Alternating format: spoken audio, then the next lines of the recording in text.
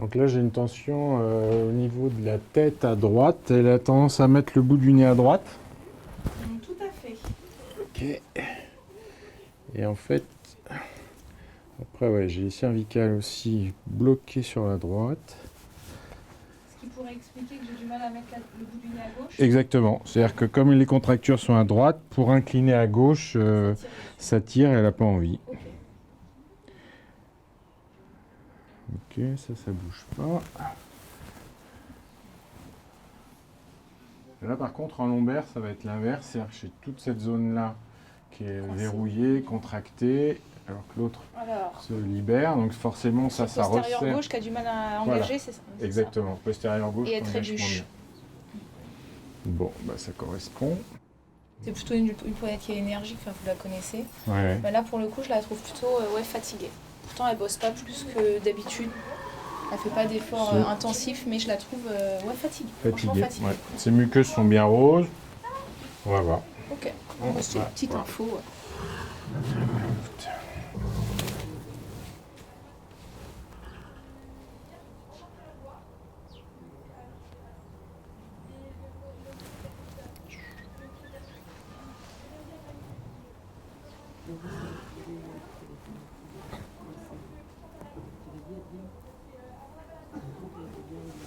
Tac.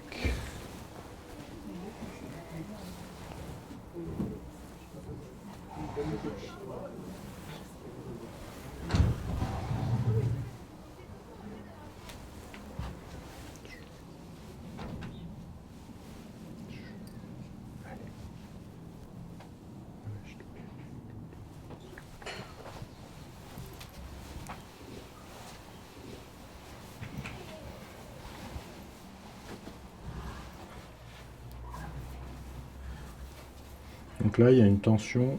Tu vois, quand je pars en torsion, là, il y a une défense. Okay. Donc ça, c'est la partie du suspenseur qui s'insère derrière le carpe, qui est douloureuse. Donc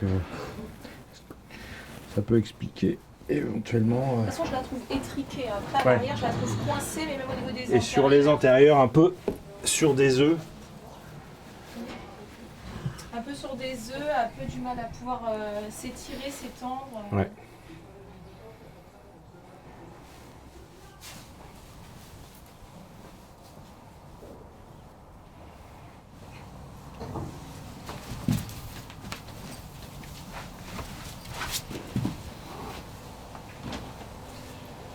C'est un poney sauteur.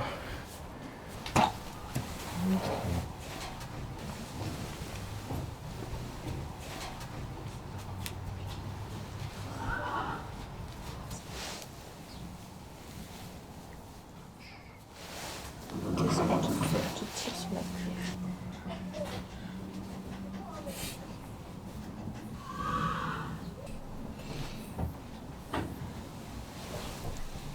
Et si tu peux me la marcher un petit peu. Dans la cour, là, en ligne droite. Ouais, juste comme ça. Tu marches en allant et puis tu vas trotter au retour.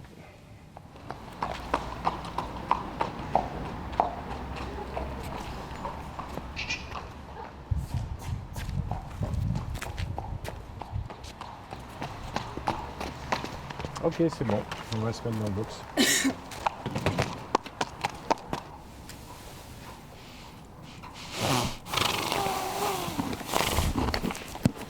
Alors, quand elle soupire comme ça, c'est vraiment de l'intégration. Le mâchouillement, elle soupire, c'est sa manière de dire merci. Vide d'énergie, relance par la première cervicale droite, mâchoire, compression, occiput, cervicale droite.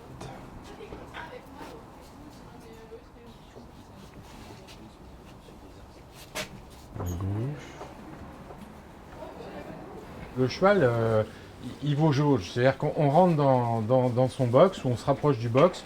Lui, il a comme une lecture de votre aura énergétique et émotionnelle. Donc, lui, il sait si vous êtes énervé, si vous êtes détendu, si vous êtes une crapule, si vous allez l'emmerder ou pas. Il a déjà toutes les infos. Donc, ça veut dire que moi, en tant que thérapeute, quand j'arrive dans un box, eh bien, en fait, je dois être le plus neutre possible. de manière à ce que lui il me prenne comme quelqu'un de neutre et bienveillant. Et à partir de là, ben, on va réussir à se mettre en relation rapidement. Si j'arrive avec tous mes problèmes dans le box, il va se passer un problème et c'est en général c'est le cheval qui gagne. Donc il faut vraiment faire le ménage dans sa tête. Ouais, vraiment pépère. Ouais. Donc pour moi, il est un peu coupé en deux ce cheval. Hein. C'est-à-dire que là, maintenant, avec la palpation, en gros, à partir d'ici, tout ça, ça bouge pas. Et même le viscéral. Hein. Là, voilà. Donc là, dans ce qu'il va falloir au niveau du soin, c'est arriver à trouver. Il y a un fusible qui a sauté. Voilà. Et ce qui fait qu'il ne peut pas pousser avec l'arrière-main. Donc après le reste, bah forcément, il tracte un peu, il veut le faire. Mais c'est quand même pas l'équilibre idéal.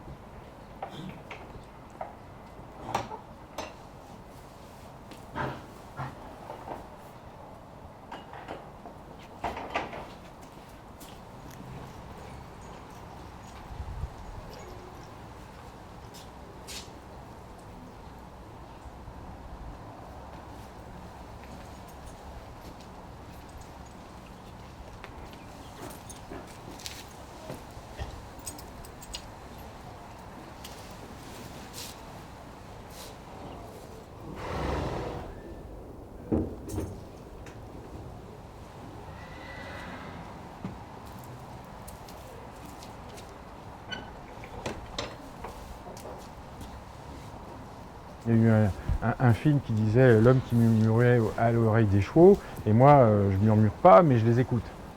C'est-à-dire mettre ses mains et se mettre en relation avec le cheval, alors en relation physique, mais en relation énergétique, en relation émotionnelle, en relation mentale. Et à partir de là, j'ai l'impression d'être le prolongement aussi de cheval, de savoir ce qui va se passer.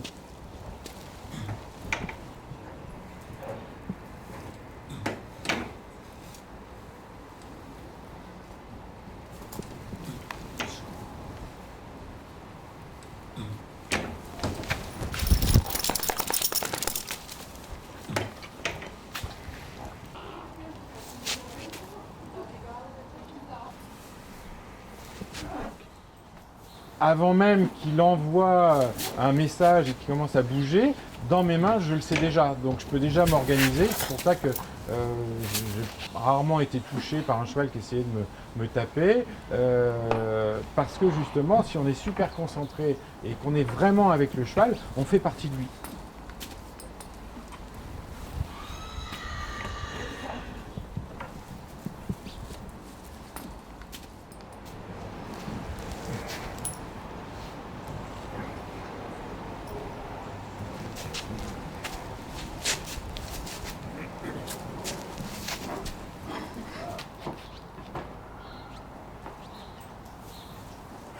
C'est comme si c'était une danse aussi, voilà, un couple.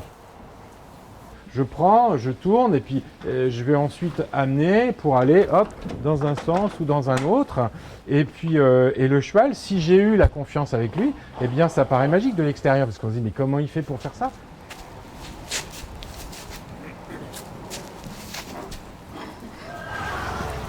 Voilà, et là il dit ça fait du bien.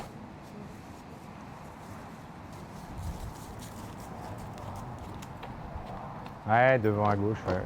Non mais ça, je sais pourquoi donc, c'est bon. Allez, hop, c'est parti.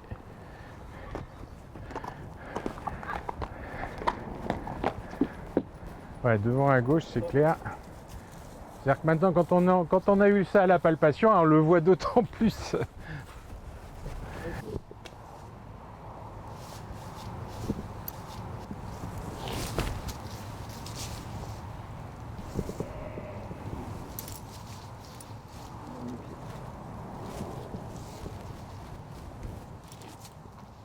Je peux passer des heures à les regarder jouer au paddock. J'aime bien monter dessus aussi, mais vraiment pour la relation. Voilà, le plaisir de les toucher. Par contre, je pourrais jamais monter dessus si je ne l'ai pas touché avant, si j'ai pas vérifié qu'il n'y avait rien qui lui faisait mal et les aider, quoi.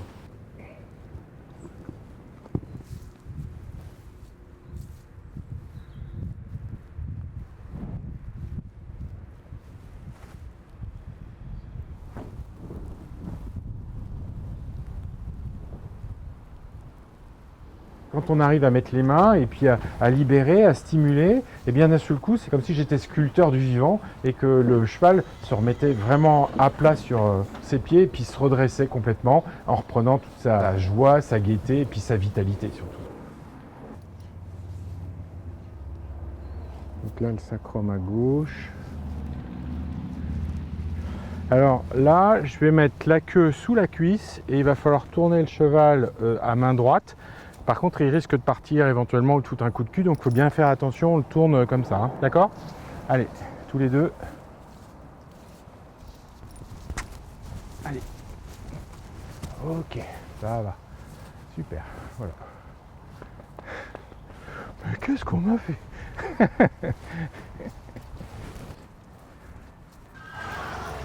Bon, il était cool, hein. C'est bien, ouais, non mais là, c'est comme ça, ouais, tout à fait. Ok, donc en pyjama et au lit maintenant.